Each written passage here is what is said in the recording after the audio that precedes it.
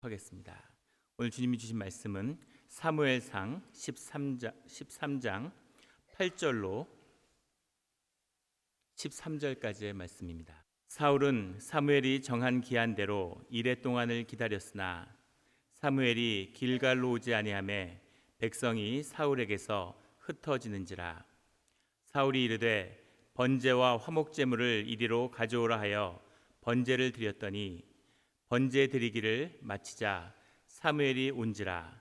사울이 나가 맞으며 문안하매 사무엘이 이르되 왕이 행하신 것이 무엇이냐 하니 사울이 이르되 백성은 내게서 흩어지고 당신은 정한 날 안에 오지 아니하고 블레셋 사람은 빅마스에 모였음을 내가 보았으므로 이에 내가 이르기를 블레셋 사람들이 나를 치러 길갈로 내려오겠거늘 내가 여호와께 은혜를 간구하지 못하였다 하고 부득이하여 번제를 드렸나이다 하니라. 사무엘이 사울에게 이르되 왕이 망령되이 행하였도다. 왕이 왕의 하나님 여호와께서 왕에게 내리신 명령을 지키지 아니하였도다. 그리하였더라면 여호와께서 이스라엘 위에 왕의 나라를 영원히 세우셨을 것이거늘. 아멘. 미국에 10대 이민을 왔습니다. LA로 이민을 와서 LA 쪽에서 살다가 그곳에서 하나님의 부르심을 받고 신학 공부를 하고 그곳에서 찬양 사역을 좀 오래 했습니다. 그러다가 하나님의 부르심 받고 일본에, 요즘 한국하고 일본하고 너무 관계가 안 좋은데 일본 사람들도 주님께서 십자가에 달려 돌아가신 사랑하는 사람들입니다. 제가 일본에 선교사로 있을 때 일본 도쿄에는 이 폭풍이 많이 몰려옵니다. 요즘 한국으로도 많이 가지만 예전에는 훨씬 더 도쿄 쪽으로 많이 왔습니다. 도쿄 중심부에 태풍이 온다고 그렇게 광고가 온다. 저도 일본 가서 처음으로 태풍을 맞이하게 되었습니다.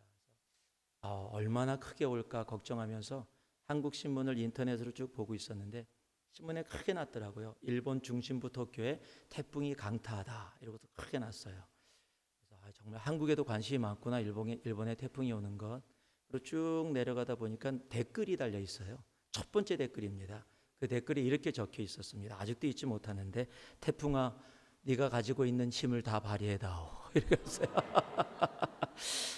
한국 분들은 참 일본에 대해서 그런 마음을 갖고 계신데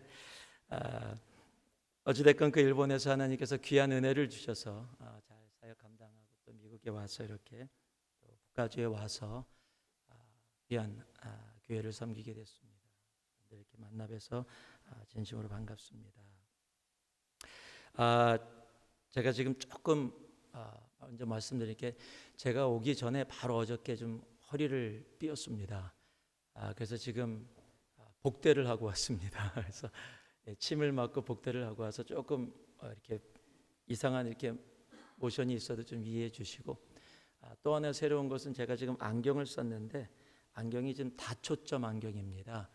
제가 이번 주일부터 태어나서 처음 쓰는 겁니다.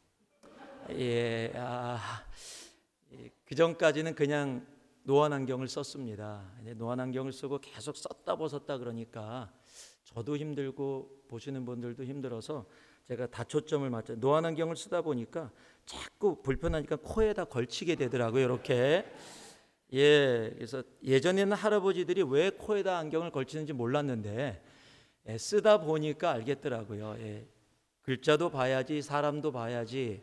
그러다 보니까 그 모양새가 그렇다고 자꾸 다초점 맞추라고 교인들이 그래서 요번에 한국 가서 맞춰 갖고 왔는데 또 어지러워요. 이 초점이 잘 안 맞아 갖고 지금 이게 와이드 앵글이 아니라서 이렇게 보면은 여러분들은 깨끗해 보이는데 이쪽은 굉장히 예뻐 보이십니다. 그래서 지금 고개를 돌리지 않으면 이 전체가 이렇게 한눈에 안 들어와서 또 예배당이 되게 넓으네요. 그래서 한눈에 다 성도님들이 안 들어와서 제가 지금 이렇게 왔다 갔다 하더라도 이해해 주시기 부탁드리도록 하겠습니다. 제가 잠깐 기도하고 다시 우리 말씀 나누겠습니다. 사랑의 아버지 하나님 감사드립니다. 부족한 자가 하나님의 말씀을 나눕니다. 이 말씀이 살아계신 하나님의 마음이 우리들의 심령 가운데 전달되어지는 시간 되게 하시고, 인간의 모든 것 다 아버지 주님께서 제거하여 주시고 주님의 이름만 이 예배 가운데 남게 하여 주옵소서. 예수님 이름으로 기도합니다. 아멘. 어쩔 수 없었습니다. 다 이유가 있었습니다.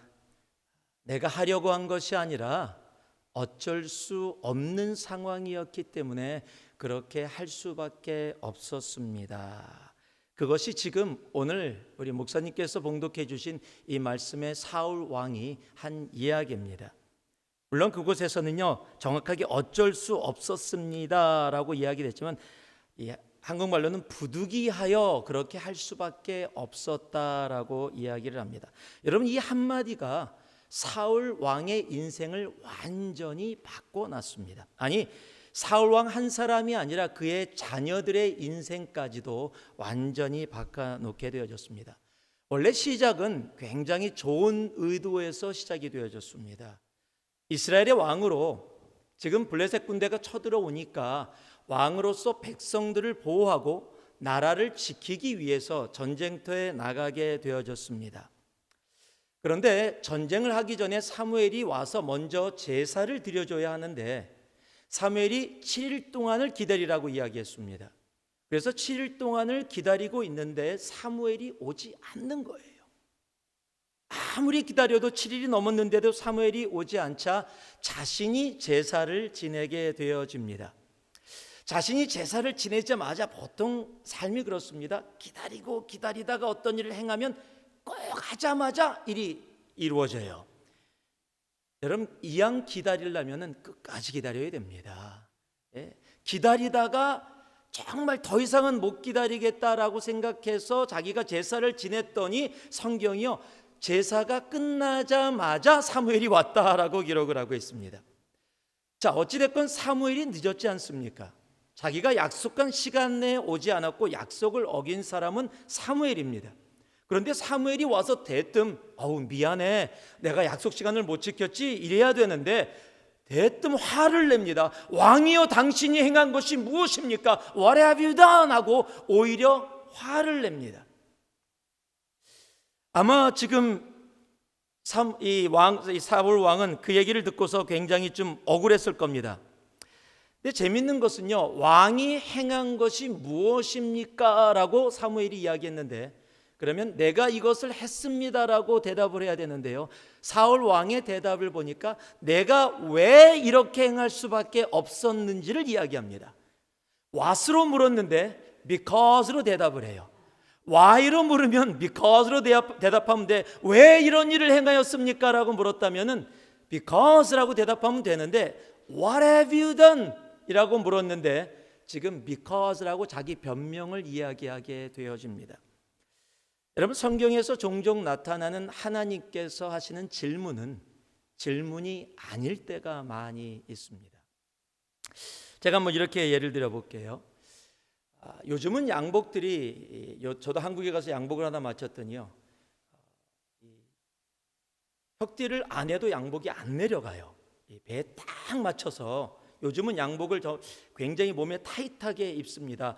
이걸 채우면은 막 숨쉬기 힘들 정도로 타이트하게 요즘 양복을 입는데, 예전에는 양복이 좀 헐렁했습니다. 그러니까 만약에 어르신들 양복을 헐렁하게 입으시면 요즘 세대분이 아니십니다. 양복을 헐렁하게 입으면요, 특징이 있습니다. 와서 우아기를 벗고 바지 혁띠를 푸는 순간 바지가 내려갑니다. 그게 보통 양복입니다. 끄떡끄떡 하시는 분들은 다 아마 그런 양복 입으셨을 거예요. 여러분, 너무 피곤하면은요, 양복이 내려가면 거기서 그대로 나와도 됩니다. 그냥 그대로 발만 빼면 양복 그대로 내려간 상태로 나올 수가 있어요. 그러면 보통 아내들이 되게 싫어합니다. 이제 남편이 일하고 와서 우아기 아무데나 벗어놓고 넥타이 풀어놓고 양복 그대로 내려놓고 소파에 앉아서 TV 켜고 딱 있으면은요, 아내가 나갔다가 들어오고 딱 보자마자 양복 그대로 리빙룸에 있는 거 보면요, 여보 이게 뭐예요? 라고 화를 내요. 그럴 때 여러분이 그거 양복 바지인데 라고 하면 더 난리가 납니다. 왜냐하면 여러분 그거 양복 바지를 몰라서 물어본 게 아니에요. 여보 이게 뭐예요? 라고 얘기했을 때는요, 제가 몇 번이나 얘기했어요. 대체 아무리 힘들어도 그렇게 벗어놓지 말고, 양말 던져서 그렇게 벗어놓지 말고 제발 좀 벗어서 놔지, 벗는 사람 따로 치우는 사람 따로예요. 이런 내용들이 다 들어가 있는 거예요. 하나님이 성경을 통해서 우리들에게 질문을 하실 때는 그런 내용들이 많이 담겨져 있습니다. 지금 사울 왕에게도 그 이유를 들으려고 한 것이 아닙니다. 지금 What have you done? 사무엘을 통해서 했던 그 질문은, 왕이여 당신이 행한 것이 무엇이냐라는 질문은요, 왜 하나님께서 기다리라고 했는데 기다리지 못했느냐? 왜 순종을 못했느냐? 나라를 다스리는 것이 군사의 숫자가 아니라 하나님이신 것을 왜 믿지 못하였느냐? 너를 그 자리에 있게 한 분이 하나님이심을 왜 너는 지금도 알지 못하느냐라는 그를 향한 안타까운 마음을 지금 사무엘을 통해서 이야기하고 있는 겁니다. 그런데 사울은요, 그것을 이해하지 못했습니다. 하나님의 마음을 이해하지 못하고 그는 자신의 변명을 하기 시작합니다. 나쁜 짓 한 것도 아니고 지금 예배를 드린 거거든요. 제사를 드렸거든요. 내가 제사를 드리지 않은 것도 아니고 제사를 드렸기 때문에 당당하게 이야기를 합니다. 그 답이 어쩔 수 없었다라는 답이에요. 어쩔 수 없었다. 부득이하여, 상황이 그래서. 영어로는 이렇게 적혀 있습니다. So I felt compelled. 지금 내가 그렇게 할 수밖에 없도록 내 모든 감정과 모든 것이 그것을 나를 그쪽으로 밀어붙였다라는 겁니다. 내가 하고 싶어서 한 것이 아니라 내가 처한 현실이 나로 하여금 그렇게 할 수밖에 나를 하지 못하게 했다라는 겁니다. 내가 아니라는 겁니다. 내 현실이라는 겁니다. 물론 사울 왕은 왕대로 충분한 이유가 있었습니다. 우리가 계속해서 성경 말씀을 읽어보면요, 지금 적들과 싸워야 하는데 백성들은 흩어지고 있고요, 지금 사무엘은 약속 시간까지 오고 있지 않죠. 그래도 자기는 제사를 지내려고 지금 충분히 했다라는 겁니다. 여러분, 그런데 이 한마디가 그의 인생을 바꿔버립니다. 사무엘상 13장 13절을 보면, 마지막 절, 우리가 봉독한 마지막 절을 보면 이렇게 적혀 있습니다. 사무엘이 사울에게 이르되 왕이 망령되이 행하였도다. 왕의 하나님 여호와께서 왕에게 명하신 명령을 지키지 아니하였도다. 그리하였다면 여호와께서 이스라엘 위에 왕의 나라를 영영히 세우셨을 것이오늘. 지금 무엇입니까? 그 어쩔 수 없었습니다. 현실이 나를 그렇게 하도록 밀어붙였습니다라는 그 변명이 사울 왕이 왕에게서 쫓겨나는 시작이 되어졌다는 사실입니다. 우리의 삶 속에 우리가 예상치 못한 역경의 때가 분명히 올 수 있을 겁니다. 그리고 실패할 수도 있을 겁니다. 실수할 수도 있을 겁니다. 여러분, 그러나 우리는 기억할 수 있어야 됩니다. 적어도 현실의 이유를 대어지고 어쩔 수 없었어요.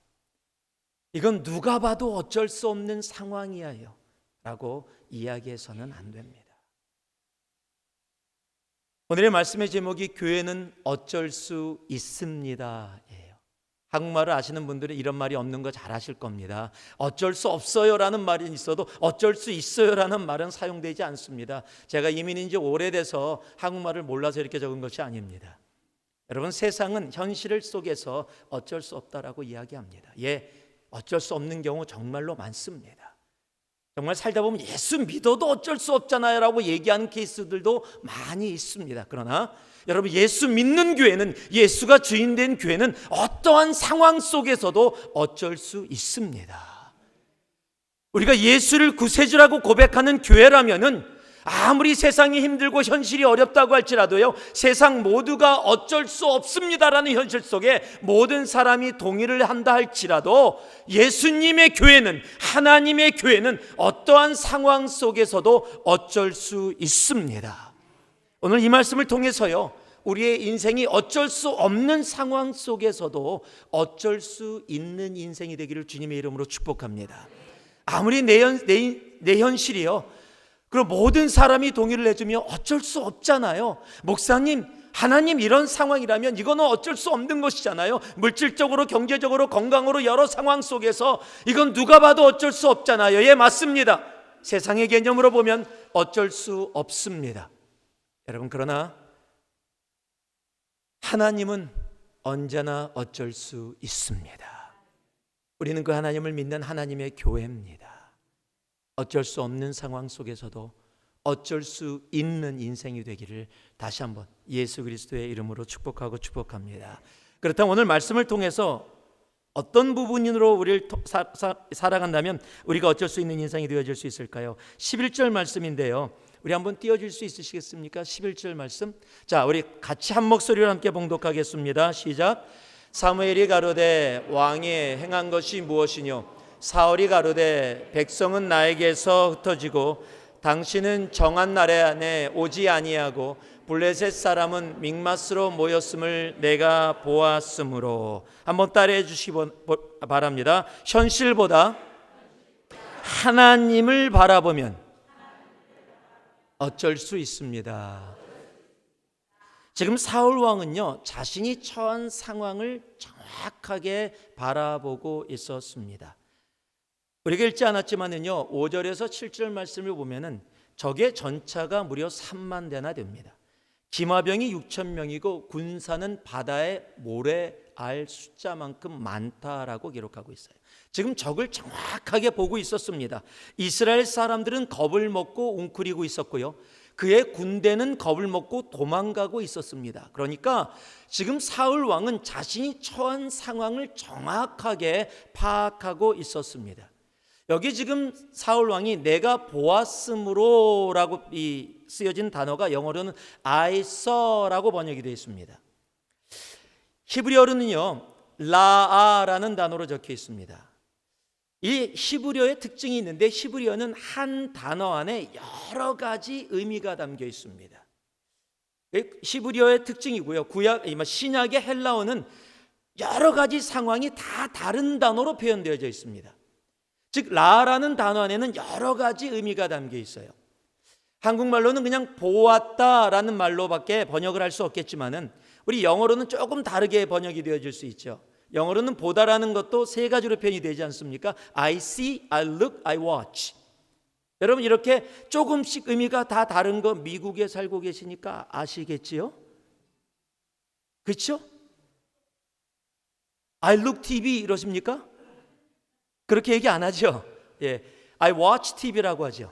예, 그렇듯이 상황에 따라 보다라는 단어가 다르게 해석이 되어집니다. 이 히브리어 라도 그렇습니다. 이 뜻이요, 보다라는 단순한 I see의 의미 또한 갖고 있지만 조사하다, 관찰하다, 숙고하다, 판단하다, 증명하다라는 의미를 담고 있는 단어가 라아라는 단어입니다. 즉 지금 사울 왕이 지금 모든 상황을 내가 보았으므로라는 단어는 모든 것을 다 파악했다라는 겁니다. 모든 상황들을 이미 다 파악하고 끝났다라는 겁니다. 내가 전쟁을 하려면 백성이 있어야 되는데 백성들이 도망가고 있고 지금 이 상태에서도 전쟁을 이길까 말까 한데 더 이상 기다렸다가는 전쟁을 이길 수 없기 때문에 빨리 제사 지내고 내가 전쟁에 임해야 된다라고 모든 것을 다 판단하고 파악이 다 끝났다라고 이야기하는 거예요. 우리는 참 세상을 잘 파악합니다. 지금 이 시대는 더더욱 그렇습니다. 제가 살고 있는 동네를 실리콘밸리라고 이야기합니다. 똑똑한 사람들 정말 많습니다.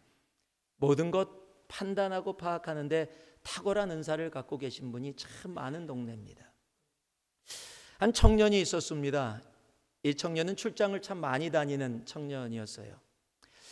근데 청년들이 이제 비행기를 타고 다니면서 비행기를 자주 타니고 출장을 다니면 이 싱글들의 로망이 하나 있습니다. 비행기를 탔을 때 자기 옆자리에 아리따운 여인이 앉기를 바라는 그런 보통 싱글들만이 갖고 있는 로망입니다. 그렇죠?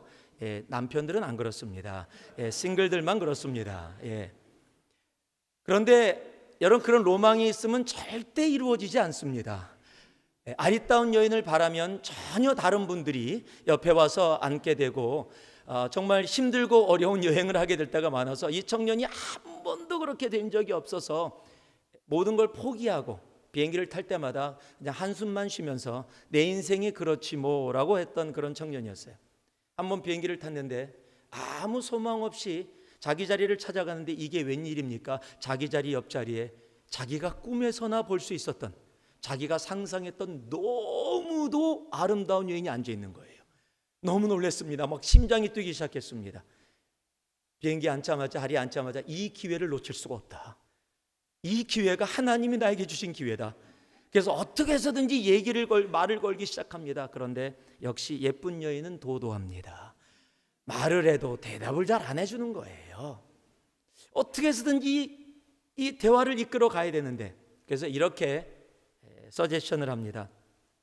우리가 원튼 원치 않든 이렇게 같이 옆자리에 앉아서 여행을 하게 됐는데, 이 여행을 하는 시간 동안 그냥 간다면 참 무료하지 않냐고, 이렇게 하면 어떻겠냐고, 내가 질문을 해서 당신이 그 질문에 답을 맞추면 내가 1,000불을 주겠다고. 그런데 내가 질문을 해서 당신이 틀리면 나에게 1불만 달라고. 또 당신이 질문을 해서 내가 맞추면 당신은 나한테 1불만 주고, 당신이 질문을 해서 내가 틀리면 당신에게 1,000불을 주겠다고. 여자가 생각해 보니까 별로 손해날 게 없어요. 좋다고. 남자도 좋았습니다. 정말 말이 되기 시작했거든요. 그래서 먼저 남자가 질문을 합니다. 우리가 지금 비행기를 타고 있는데 지구에서부터 달까지의 거리가 몇 마일인지 아십니까? 그랬더니 여자분이 생각하지도 않고 지갑을 열더니 일부를 남자한테 주는 거예요. 모르겠다는 거지요. 예. 남자는 기분도 좋았습니다. 지금부터 대화도 이루어지고 있고 돈도 벌고 얼마나 좋아요. 이 여자한테 얘기합니다. 당신이 질문하라고. 여자분이 질문을 합니다. 언덕을 올라갈 때는 다리가 3개인데 내려올 때는 4개인 것이 무엇입니까? 이 청년이 나름대로 똑똑하다고 생각했는데 도저히 처음 들어보는 질문이에요. 아무리 생각해도 모르겠어요. 그래서 여자분한테 익스큐즈를 구하고 비행기에서 인터넷을 찾습니다. 인터넷을 막 찾아봤는데도 아무리 찾아봐도 그런 질문 비슷한 것도 없어요. 막 화가 나기 시작했습니다. 자기가 좀 질문을 많이 잘 맞추고 똑똑한 것도 좀 보여줘야 되고 이래야 되는 판인데 첫 번째 질문부터 막힌 거예요. 너무 화가 났습니다. 그래도 어떻게, 약속은 약속이니까 체크북을 꺼내서 1,000불짜리를 착 1,000불이라고 썼습니다. 착 찢어서 1,000불을 탁 줬어요. 여자가 기분 좋게 받아서 가방에다 탁 넣습니다. 그 청년이 묻습니다. 대체 답이 뭡니까? 그랬더니 여자가 조금도 생각하지 않고 지갑을 열더니 일부를 청년한테 줍니다. 예.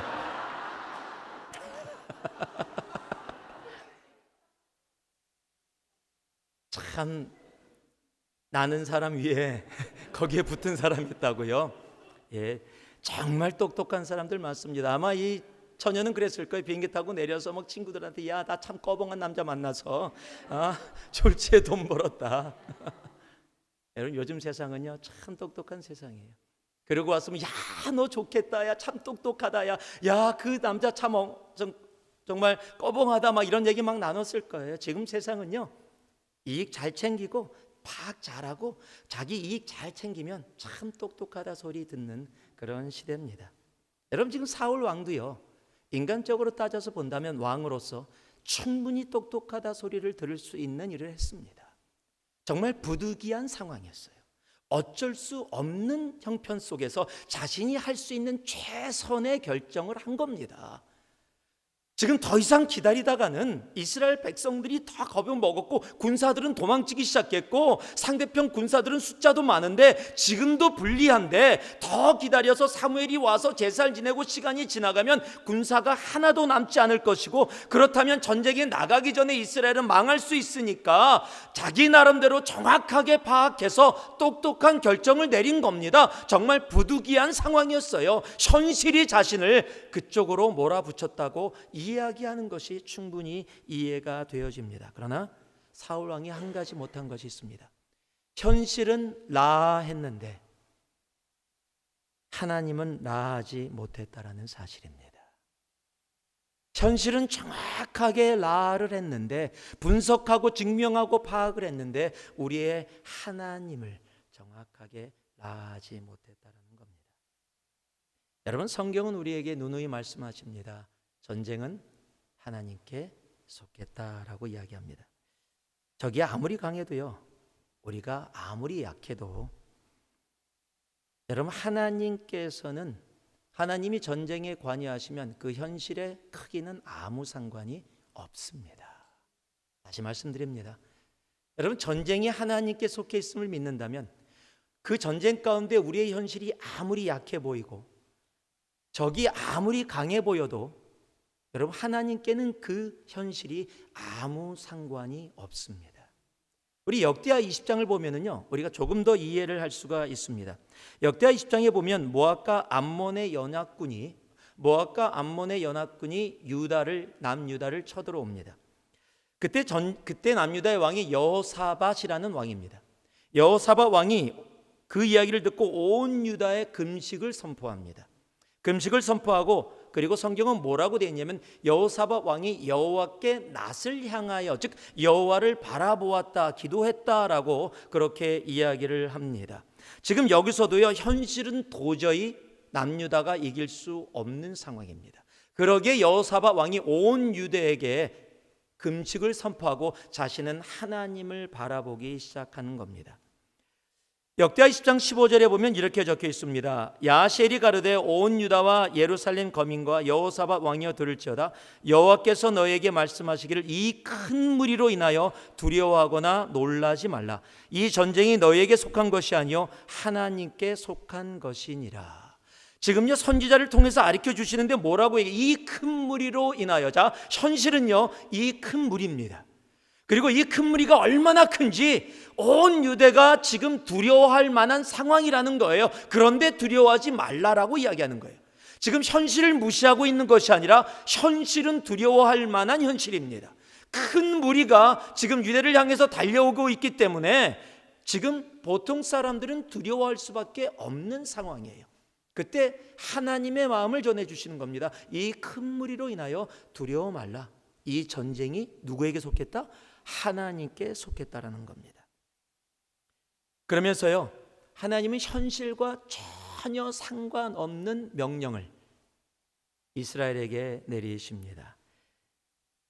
20장 17절에 보면은요, 이 전쟁은 너희가 싸울 것이 없나니 항우를 이루고 서서 너희와 함께한 여호와가 구원하는 것을 보라. 이 보라라는 단어가 동일하게 라아라는 단어입니다.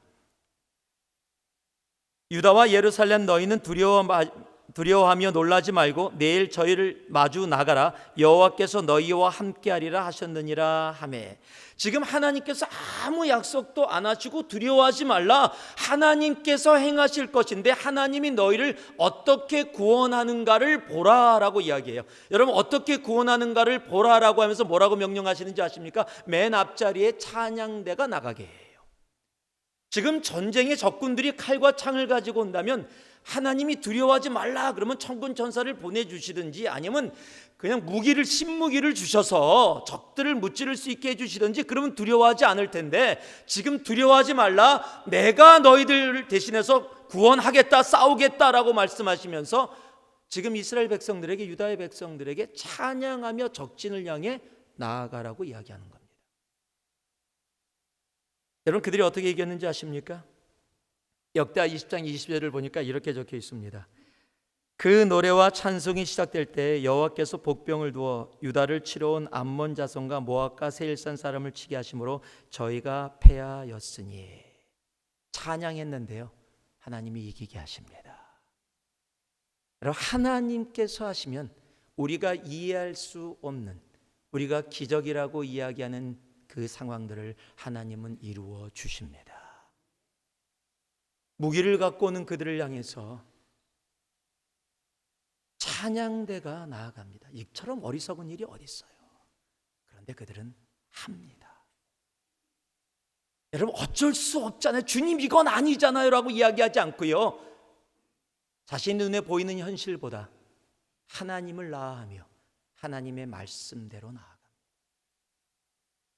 90년대 중국이 열리기 시작하면서 많은 분들이 중국 땅을 밟기 시작했습니다. 저도 중국 땅에 가서 많은 중국 목사님들 교육하는 일에 많이 참여해서 비슷한 경험을 많이 했는데요. 제가 아는 한 목사님이 중국에 갔다가 경험한 경험담을 저에게 얘기해 주셨습니다. 보통 이 조그만 방에 특히 여름에 초창기에는 중국 목사님들이 물론 목사님들이라고 하시지만은 신학교를 제대로 지하교였기 때문에 졸업하지 못하신 분들입니다. 그런 분들이 아마 이 교회당 반 정도 되는 곳에 300에서 500명이 바닥에 앉아서, 그러니까 꽉 어깨와 어깨가 닿고요, 앞에 사람하고 무릎이 닿는 그곳에 앉아서 땀을 여름에 뻘뻘 흘리면서 목사님이 강의하는 내용을 다 일일이 받아 적는 거예요. 그것을 통역을 통해서도 하는데 움직이지 않고 3박 4일을 그렇게 하십니다. 얼마나 열심히 정말 뜨겁게 눈도 띄지 않고 그렇게 하시는지 강사하시는 분이 정말 감동을 받아서 최선을 다해서 가르치셨어요. 그런데 이제 마지막 4일째가 되니까 목사님이 좀 지치셨어요, 육체적으로. 그래서 마지막 강의를 앞에 두고 이렇게 얘기했습니다. 여러분도 피곤하시고 너무 힘드신데 저도 좀 피곤하니까 우리 30분만 좀 휴식을 하자고. 그래서 여러분도 좀 쉬시고 가서 바람 좀 쐬고 들어오시고 저도 잠깐 바람 좀 쐬겠다고. 그래서 잠깐 나갔습니다. 나가는데 앞에 앉아 있었던 찬양 인도자가 기타를 딱 들고 나오는 거예요. 우리 목사님이 쉬시는 동안 우리는 계속해서 찬양합시다.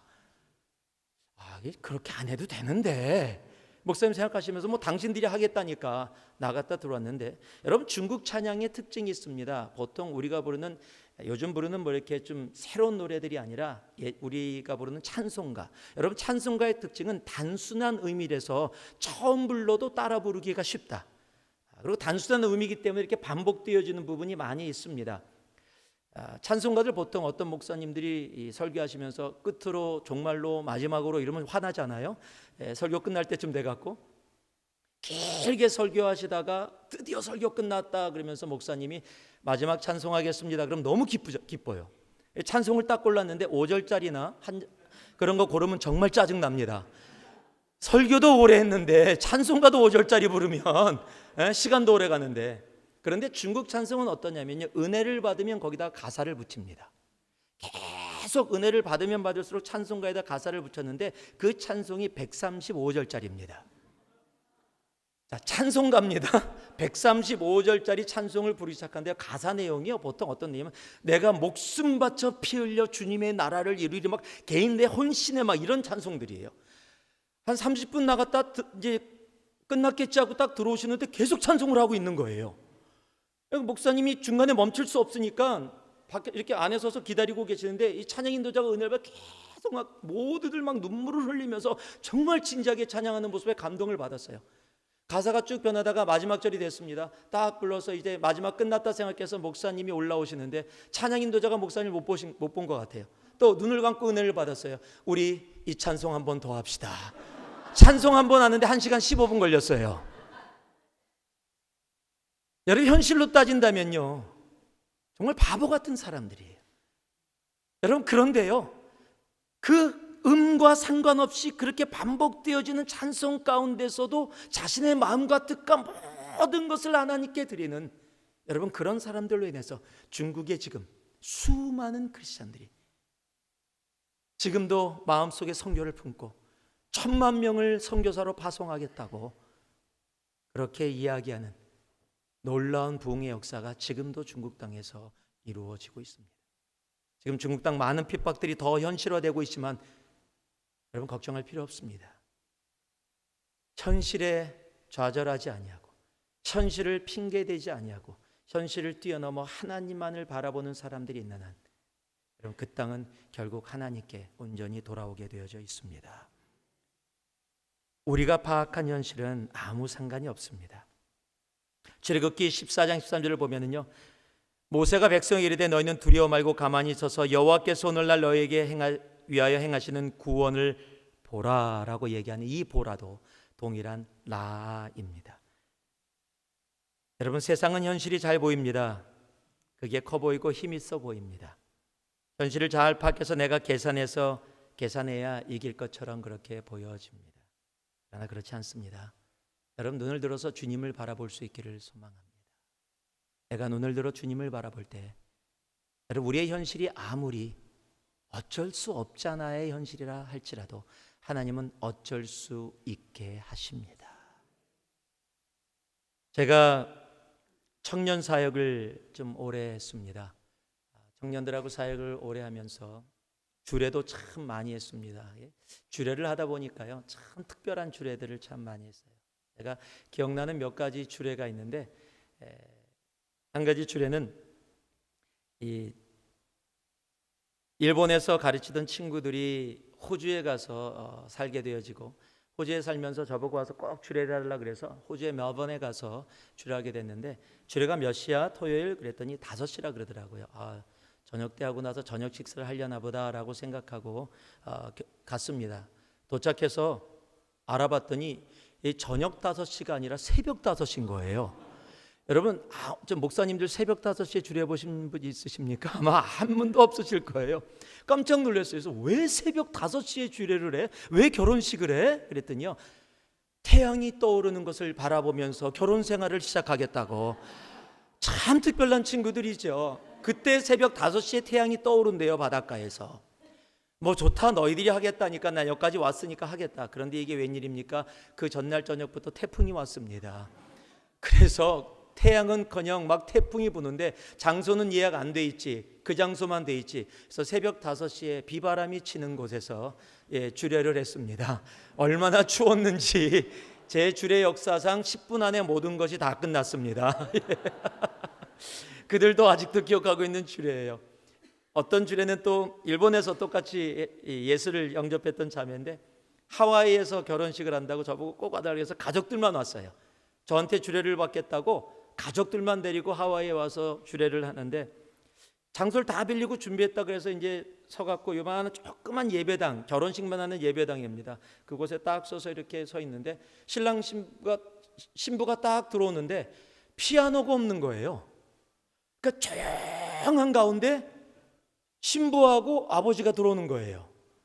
얼마나 어색하든지 그 시간이. 그래서 제가 혼자 속으로 딴딴딴딴 제가 그렇게 하고 결혼식을 했던 기억도 있고요. 그런데 어떤 결혼식보다 지금 제가 여러분과 나누고 싶은 이 결혼식, 제 삶에 평생 잊혀지지 않는 결혼식입니다. 한국에서 돌아간 친구들이 결혼식을 하겠다고 해서 한국의 여의도에서 결혼식을, 저는 제가 좀 끝나야 될 시간이 됐는 줄 알고 여의도에서 결혼식에 저를 이제 불러서 주례해달라 그래서 저를 강남에다가 숙소에 머물게 했습니다. 근데 처음으로 이제 강남에 있는 호텔에서 머물게 되어졌는데, 거기서 물어봤더니 여의도까지 결혼식장까지 지하철을 타면 여러 번 바깥에서 한 40분, 택시를 타면 트래픽 없으면은 한 30분, 트래픽 있으면은 뭐 1시간도 걸릴 수 있다라고 이야기하더라고요. 토요일 오후 5시가 결혼식이어서, 한국 결혼식은 결혼식장에서 결혼식을 하는데 5시에 하나, 6시에 하나, 7시에 하나 이런 식으로 돼 있더라고요. 그래서 한 45분 안에 결혼식을 마치고 바로 바꿔서 다른 팀 들어오고 이렇게 되어 있는 결혼식이라고 제가 얘기를 들었습니다. 그래서 알았다고, 몇 시까지 오겠냐 해서 몇 시까지 갈까 그랬더니 한 3시까지 와달래요. 그래서 2시간 전에 와서 좀 다른 데서 준비하다가 결혼식 하기 위해서 알았다고, 그래서 호텔을 나오는데 다른 제자가, 수원에서 전도사로 있는 제자가 연락이 왔어요. 목사님 오늘 저기 주례하러 저기 식장에 가시죠. 그래서 그래, 제가 지금 수원에서 출발하는데 목사님 모시고 같이 갈게요. 그래서 그래, 나 택시 타고 가려고 그랬는데 네가 온다면 그럼 기다릴게. 그러고서 기다리고 있었습니다. 좀 짧게 이야기를 하면 기다려도 안 오는 거예요. 제가 3시까지 가겠다 그랬는데 3시가 넘었는데도 이 친구가 안 오는 거예요. 식장에서 전화가 옵니다. 목사님 어디 계세요? 나 금방 갈 거야. 조금만 기다려. 뭐 결혼식 때 늦지 않을 테니까 걱정하지 마 라고 얘기했어요. 근데 이 친구가 계속 안 오더니 결국에는 4시 20분이 됐습니다. 이제는 택시를 타도 간당간당하게 도착할 수밖에 없는 시간이에요. 그래서 그 친구한테 얘기를 했어요. 야, 너 못 기다리겠다. 그러니까 이 친구가 왜 그랬냐면, 토요일이고 미국은 토요일 날 트래픽이 많이 없지 않습니까? 그러니까 미국에서 살던 친구이기 때문에 토요일이니까 가깝다고 생각하고 금방 오려고 그랬는데, 한국은 내비게이션 찍어보면요 5km 그러면 한 30분 걸리더라고요. 근데 그 친구가 마지막으로 저한테 얘기해 17km 남았다고 그렇게 얘기를 했었거든요. 그래서 안 되겠다 해서 택시를 잡아 타려고 나갔어요. 그때가 12월 20일입니다. 한국 12월 20일인데 제가 미국에 살다 보니까 겨울 양복이 없어요. 그리고 택시 타고 식장 갔다 다시 돌아오려고 그랬기 때문에 그냥 결혼식에 입으려고 롭을 준비해왔고, 그다음에 성경책 들고 그다음에 전화기 들고 이렇게 나갔었습니다. 딱 나가서 택시를 바로 앞에 있어서 잡아탔습니다. 그리고 한국 총알 택시라고 하니까 아저씨 지금 여의도 이렇게 결혼식장까지 가야 되는데 좀 늦었는데 빨리 좀 가주세요. 알았습니다. 그러고 호텔을 나와서 커브를 딱 돌았는데 이게 웬일입니까? 앞에 신호등이 파란불인데 끝이 안 보이게 자동차가 막혀 있는 거예요. 너무 당황스러웠어요. 아저씨 빨리 좀 가달라고 그랬더니 지금 막혀서 갈 수가 없다라는 거예요. 거기서 기다렸는데 15분을 벌써 4시 35분이 된 겁니다. 지금 결혼식장에서 계속 전화가 오고 있고 그래서 내렸습니다. 내려서 무작정 강변도를 쪽을 향해서 뛰기 시작했어요. 그러면서 하다 보니까 길이 뚫리는 것 같아요. 그래서 다시 택시를 잡아탔습니다.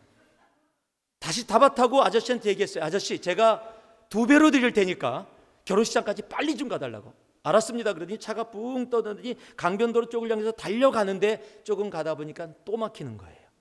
도저히 길이 없는 겁니다. 이제는 4시 45분이 됐습니다. 지금 신랑은 전화가 와서 목사님 어디 계세요? 처음에는 목사님 어디 계세요? 그러더니 자꾸 목소리가 강해지기 시작해요. 약간 좀 이렇게 감정이 들어가는 목소리로 저한테 얘기를 합니다. 금방 갈게. 좀 상황이 생겨서. 그랬더니 목사님 빨리 오셔야 돼요. 좀 있으면 결혼 시작해요. 그래 알았어.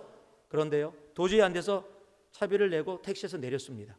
내리면서 무작정 강변로를 향해서 뛰기 시작했어요. 막 뛰면서요 제가 얼마나 답답했든지 정말 막 기도를 하는데 하나님 바로 기도. 하나님 이게 뭡니까? 제가 지금 제자 결혼식에 축복해 주러 왔는데 이건 지금 저주하게 생겼습니다. 지금 주례 목사 없어서 주례 안 되고 막 엉키고 그러면 첫 시작서부터 지금 엉망이 되어지는데 하나님 이게 뭡니까? 제가 이게 꿈이지 생각하고 막 제뺨을 때리는데 얼마나 아프든지요. 강변도를 향해서 막 뛰어가면서 막 이제 제가 태어나서 처음으로 다른 사람 결혼식을 위해서 눈물을 흘렸어요. 얼마나 정말 답답하든지. 그런데 갑자기 뛰어갔는데 눈앞에 오토바이가 보이는 거예요. 한 청년이 스즈키라고 쓰여 있는 오토바이에 딱 앉아 있는 거예요. 그 순간 딱 떠오른 게 그래 오토바이. 그래서 다가갔습니다. 알지도 못하는 청년한테 저를 제가 목사인데 여의도에 지금 가야 되는데 15분밖에 안 남았는데 지금 여의도에 가야 되고 결혼식이 5시라고 내가 늦어서 그러는데 혹시 나를 데려다 주면 내가 살해를 하겠다고. 그랬더니 그 청년이 저를 아래 위로 쳐다보더라고요. 그랬더니 타라고. 얼마나 감사하던지. 그래서 뒤에 타려고 그러는데 자기는 가죽 잠바를 쫙 입고 가죽 장갑을 딱 끼고 헬멧을 딱 쓰는데 그래서 혹시 헬멧이 있냐 그랬더니 없대요. 오케이. 그럼 저는 지금 양복에다가 그냥 이 상태로 안에 내복도 안 입었던 상태입니다. 지금 뒤에 탔습니다. 롭을 잡고 성경을 잡고 전화 올까봐 전화기 붙잡고 딱 그 형제를 뒤에 그 친구를 딱 뒤에서 잡았어요. 어디라 그랬죠? 그러더니 부릉 가더니 붕 하고 떠나기 시작한 거예요. 붕 가더니 막 제가 5시까지 가야 된다 그러니까 막 달리기 시작하는데 정말 그런 속도를 태어나 처음 느꼈습니다. 버스가 양쪽으로 가는데 버스 사이를 달려가는데요 요렇게 하면 버스가 다요. 그런데 그 사이를 풀 스피드로 달려가는 거예요. 이거는 롤러코스터 이런 롤러코스터가 없습니다. 막 달려가더니 강변로로 딱 나왔어요. 강변에서 지금 여의도를 향해서 막 달려가는데 자 다시 말씀드려 12월 20일입니다. 강변입니다. 오후 저녁쯤입니다. 바람이 불기 시작하는데요 제 양복 사이로 바람이 들어오기 시작하는데 다리가 혼자 떨어요. 지금 막 혼자 떨기 시작하고요. 바람이 부니까 머리는 완전히 뒤로 제쳐졌지요. 손을 그 친구를 잡고 있으니까 손등에 바람이 맞으니까 얼어갖고 감각을 잃었습니다. 그때는 제가 컨택 렌즈를 끼고 있었어요. 컨택 렌즈를 끼고 있었는데 바람이 부니까 렌즈가 마르기 시작해갖고 앞이 안 보이기 시작하는 거예요. 그때 전화가 왔습니다. 딱 보니까 그 친구예요. 정확하게 전화가 울렸어요. 지금 전화가 와서 여보세요. 그런데 그 여보세요가 이젠 그 강도를 지나쳤어요. 지금 이제 5시 다 됐으니까요. 거의 목사님 어디 계세요? 화가 나도 보통 난 게 아니에요. 근데 제가 말을 하려고 그랬는데 입이 얼은 거예요. 너무 추워갖고. 그래서 제가 그랬습니다. 나 말 못해. 그리고 끊어버렸어요. 그리고 있는 힘들어서 모tor사이클 달려가고 딱 책장 앞에 섰는데 몇 시겠습니까? 4시 59분이었어요. 제가 5시 넘었으면 이 애와 얘기 안 합니다. 내리자마자 그 친구한테 살해하겠다 그랬더니 그 친구가 괜찮다고 가라고. 다른 때 같으면 연락처라도 받을 텐데 그럴 여유가 없었습니다. 고맙다고 인사하고 막 뛰어 올라갔어요. 딱 뛰어 올라갔는데 신랑 신부가 앞에 딱 서 있어요. 제 모습을 딱, 얼굴은 파랗죠. 머리는 다 넘어갔죠. 완전히 다른 사람이 딱 앞에 등장하니까 놀래갖고 내가 나중에 설명할게 얘기하고 화장실 들어가서 정돈하고 나왔더니 안내하는 사람이 찾아오더라고요. 주례 목사냐고. 그렇다고 뒤로 데려가더라고요. 사람들은 모르죠. 이런 강대상 앞에 섰습니다. 이제 우리 결혼식을 시작하겠습니다. 모른 척하고 결혼식 잘 마쳤습니다. 신랑 신부에게 이야기를 했어요. 그랬더니 막 웃으면서 목사님 그런 일이 있었냐고, 자기도 얼마나 당황했는지 모른다고 그러면서 함께 웃었던 기억이 있어요. 제가 그걸 통해서 배운 것이 있습니다. 여러분, 현실이 아무리 불가능이라고 생각해도 내가 하나님을 바라보면, 자, 한번 따라해 보세요. 현실이 어쩔 수 없다라도 내가 눈을 들어 주님을 바라보면 오토바이 탄다. 무슨 오토바이요? 예, 영적인 오토바이 타는 겁니다. 스스키 아니에요. 예, 스스키를 타면 안 됩니다. 예, 영적인 오토바이 탑니다. 여러분, 하나님께서요, 물론 매번마다 그렇게 된다라는 보장은 없습니다. 그러나 적어도 그걸 통해서 하나님이 저에게 가르쳐 주신 것이 있어요. 도저히 불가능한 상황, 이거는 정말 말이 안 되는 상황 속에서도요, 하나님은 하실 수 있는 분이라는 겁니다. 여러분, 우리 삶에서 살다 보면은요, 정말로 어쩔 수 없는 상황들, 이거는 도저히 불가능해라고 생각되어지는 상황들이 분명히 있습니다. 누구에게 이야기해도 맞아, 나도 동의해, 어쩔 수 없잖아라고 이야기할 수 있을 겁니다. 그러나 내가 현실을 보는 것이 아니라 내가 눈을 들어 우리의 주님을 바라보기 시작할 때, 여러분, 주님을 바라본다는 것은 뭐예요? 주님을 신뢰한다라는 겁니다. 주님을 기대한다라는 겁니다. 여러분, 그 순간에 하나님은 분명히 어쩔 수 없는 상황을 어쩔 수 있는 현실로 우리들에게 바꾸어 허락해 주시는 겁니다. 어쩔 수 없는 상황 가운데서도 어쩔 수 있는 우리가 되어지기를 주님의 이름으로 축복하고 축복합니다. 여러분, 두 번째는요, 11절 말씀입니다. 사무엘이 가로되 왕이 행한 것이 무엇이뇨? 사울이 가로되 백성은 나에게서 흩어지고 당신은 정한 나라 안에 오지 아니하고 블레셋 사람 믹마스에 모였음을 내가 보았으므로. 남을 탓하기보다 내 탓이요라고 하면은 어쩔 수 있는 인생이 되어집니다. 지금 사울 왕이 뭐라고 얘기하고 있습니까? 사람들은요, 죄가 들어온 다음부터요, 일단은 다른 사람을 향해서 손가락질하는 것을 참 쉽게 생각합니다. 당신이 정한 날에 오지 않았기 때문에 내가 이렇게 할 수밖에 없었다라고 이야기를 하고 있는 거예요.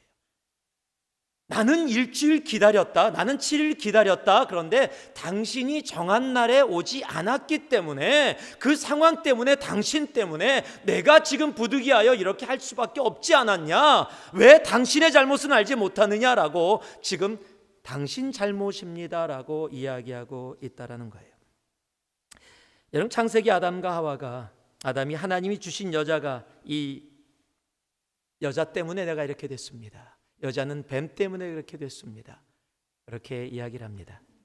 여러분, 내 잘못이 아니다라고 이야기합니다. 여러분, 사울 왕과 다윗 왕의 차이가 무엇인지 아십니까? 큰 차이, 여러 가지로 차이를 얘기할 수 있지만은요, 여러분, 사울 왕과 다윗 왕의 차이는 단 하나입니다. 사울 왕은 다른 사람을 탓했고 다윗 왕은 나의 잘못입니다를 인정했기 때문에 그렇습니다. 우리 삶 속에 정말로 여러 가지 일들이 분명히 있을 수 있습니다. 그럴 때 여러분, 다른 사람을 탓하지 아니하고 내 탓이라고 이야기할 수 있어요.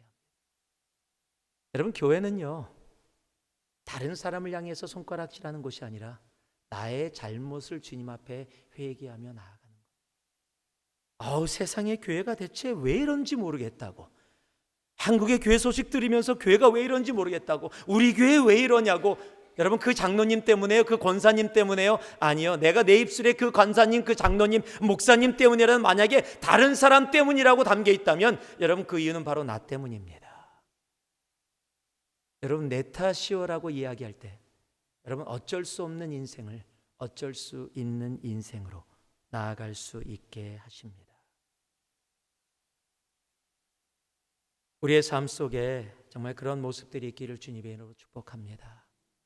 오늘도 혹이라도 우리 인생이 내 인생이 정말로 이렇게 힘들고 어려운 것은 그 사람 때문이야 라고 이야기한다면 여러분 그렇지 않습니다. 바로 내가 나의 잘못을 나의 죄를 제대로 깨닫지 못하고 있기 때문입니다. 오늘 정말 이 시간에 주님 앞에 나의 잘못을 주님 앞에 내려놓을 수 있는 우리가 되어지기를 소망합니다. 사울 왕처럼 당신이 정한 시간에 오지 않았잖아요. 장로님이, 권사님이, 목사님이, 집사님이 이래서 그렇잖아요. 남편을 향해서 당신 때문에 내 인생이라고 이야기한다면 여러분 그곳에는 언제나 어쩔 수 없는 일들이 차고 넘치게 될 겁니다. 그러나 하나님, 제가 부족합니다. 나의 잘못입니다. 나의 죄입니다. 주님 앞에 무릎 꿇어 회개하며 나아갈 때 지금까지 어쩔 수 없었던 나의 삶이 어쩔 수 있는 인생으로 나아가게 됨을 우리는 분명히 경험할 수 있게 될 것입니다. 12절 말씀을 보니까요. 이에 내가 이르기를 블레셋 사람은 나를 치러 길갈로 내려오겠거늘 내가 여호와께 은혜를 간구치 못했다 하여 부득이하여 번제를 드렸나이다. 또 한 가지가 있다면요. 한번 따라해 주시기 바랍니다. 예배가 예배되면 어쩔 수 있습니다. 한 목사님이 교회를 개척하셨습니다. 그런 교회를 개척하면 한 영혼이 어느 교회든지 한 영혼이 귀하지만 교회를 개척하면 한 영혼이 참 귀합니다. 어떤 개척한 목사님이 저에게 얘기하시는데 말씀을 전하시며 강대상에서 할 때 자꾸 눈이 문으로 간대요. 저 문을 누가 열고 들어와 줄까? 이런 마음이 많이 든답니다. 조그만 상가 2층에 교회를 개척했기 때문에 구석에 있어서 사람들이 잘 알지도 못해서 매일 간절하게 가족들하고 예배드리고 기도했는데 어느 주일부터 새 가족들이 오기 시작하는 거예요. 얼마나 감사하든지 새 가족이 끊임없이 매주마다 조금씩 오기 시작합니다. 그들과 앉아서 이야기하다가 한 가지 공통점을 발견했어요. 그 공통점이 뭐냐면 오시는 분들 물어서 어떻게 저희 교회를 듣고 왔습니까? 저희 교회가 상가 구석에 있어서 잘 보이지도 않는데 그랬더니 이렇게 얘기하는 거예요. 제가 실은 예수를 안 믿고 큰 여기 길가에 나오면 큰 길가 모퉁이에 점집이 하나 있는데 제가 점을 보러 갔습니다. 그런데 점집에 들어가서 그 사람이 당신은 예수 믿어야 살아 그러더니 이 교회를 소개시켜 줬다라는 거예요. 점쟁이가 전도를 해서 교회를 나오게 됐다라는 거예요. 그런데 한 사람이 아니라 여러 사람이 계속해서 반복되니까 이 목사님이 너무 궁금했어요. 그 점쟁이가 누구기에 대체 왜 이렇게 우리 교회를 위해서 전도를 해주나. 그래서 너무 궁금해서 가서 만나고 싶은데 혹이라도 목사가 점쟁이랑 만나거나 그 점집에 들어가는 걸 보고 오해할까 봐 갔다가 들어가지 못하고 돌아오고 갔다가 들어가지 못하고 돌아오고 반복을 했었습니다. 어느 날도 주일 예배를 마치고 혹시나 해서 그 앞에 갔다가 아니지 하고 돌아섰는데 갑자기 문이 두룩 열리더니 어유 이 목사님 들어오세요. 점쟁이가 아는 거예요 목사님을. 그래서 엉겹결에 들어갔습니다. 엉겹결에 들어가서 앉았더니 이런저런 얘기하고 커피도 내주고 다과도 주고 이런저런 얘기를 막 하면서 너무 편하게 얘기하는 거예요 점쟁이가. 목사님이 제일 궁금했던 이야기, 대체 왜 사람들을 교회에다 보내주십니까? 그랬더니 그 점쟁이가 커피를 마시다가 커피잔을 내려놓고 씩 웃으면서 목사님 어깨를 탁 껴안습니다. 그러니 귀에다 대고 이렇게 얘기합니다. 당신이나 나나 신으로 빌어먹고 사는 인생 우리 서로 돕고 삽시다.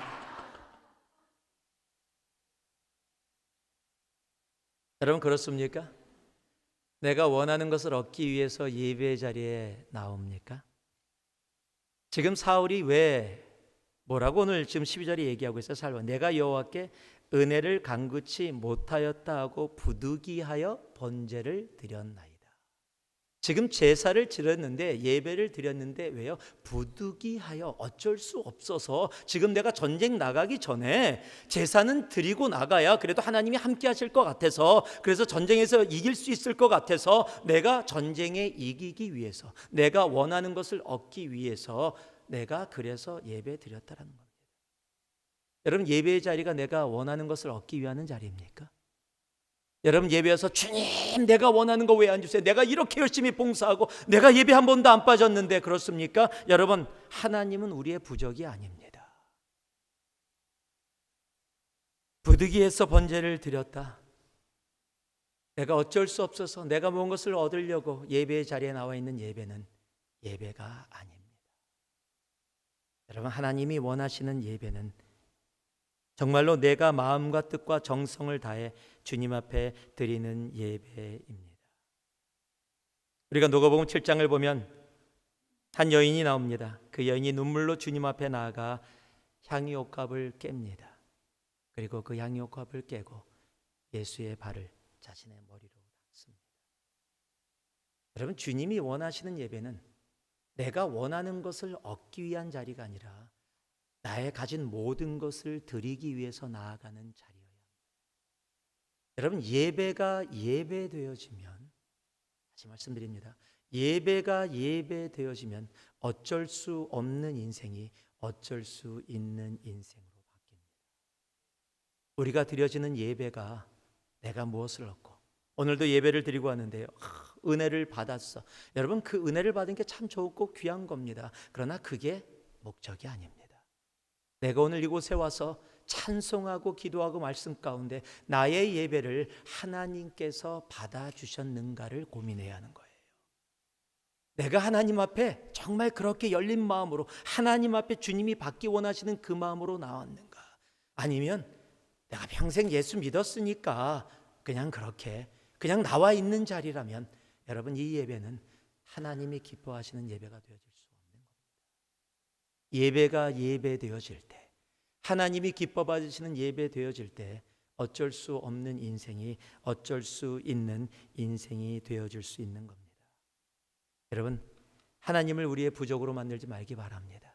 내가 원하는 것을 얻을 수 있는 그런 세상의 어떤 지니와 같은, 요슬램프 지니와 같은 존재로 만들어서는 안 됩니다.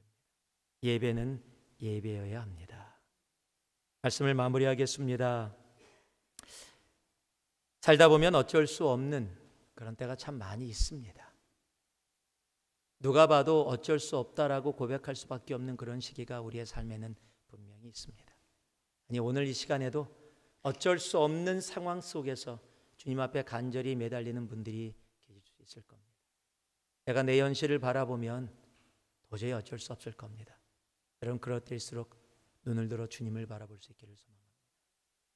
히브리서의 말씀처럼 눈을 들어 정말 믿음의 주여 온전케 하신 예수를 바라보자라고 이야기합니다. 여러분, 한국말로는 바라보라라고 이야기되어 있지만 바라보자라고 되어 있지만요, 영어로는 fix your eyes upon Jesus라고 되어 있어요. 너의 눈을 예수께 고정시키라는 겁니다. 여러분, 현실을 바라보지 말고 예수님을 바라볼 수 있는 우리가 되어지기를 소망합니다. 내 현실이 어쩔 수 없는 상황일수록 우리는 눈을 들어 예수를 바라볼 수 있어야 합니다. 여러분, 어쩔 수 없는 상황 가운데 있다 보면 자꾸 다른 사람을 탓하게 되어져요. 누구 때문에, 무엇 때문에, 이 상황 때문에라고 이야기하게 되는데요, 여러분, 그럴수록 자꾸 어쩔 수 없는 상황이 더 커집니다.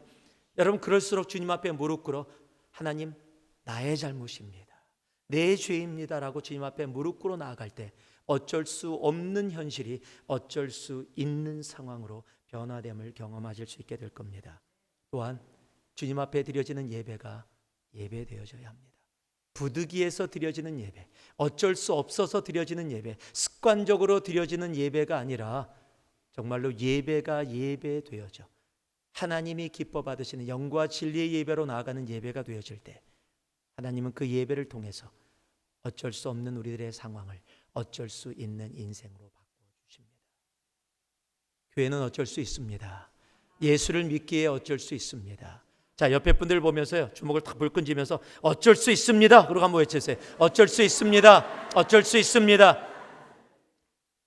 정말 어떠한 상황 가운데 있더라도 교회는 어쩔 수 있습니다. 그리고 교회는 건물이 아니라 바로 우리입니다. 납니다. 우리의 교회는, 바로 우리 교회는 어쩔 수 있습니다. 어쩔 수 없는 상황을 만날 때마다 오늘 말씀을 기억하시면서 어쩔 수 있습니다. 예수로 인해서 어쩔 수 있습니다. 더더욱 주님을 바라보며 나아가는 여러분 되기를 주님의 이름으로 축복하고 축복합니다.